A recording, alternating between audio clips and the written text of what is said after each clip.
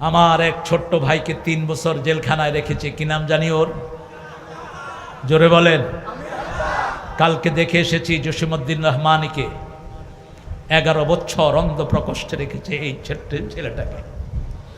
জামিয়া রহমানিয়ার শ্রেষ্ঠ মুহাদ্দিস জসিমউদ্দিন রহমানী, বহু পুরানো আমার বন্ধু। অপরাধ কি? অপরাধ হলো কোরআনের কথা বলে। কিসের কথা বলে?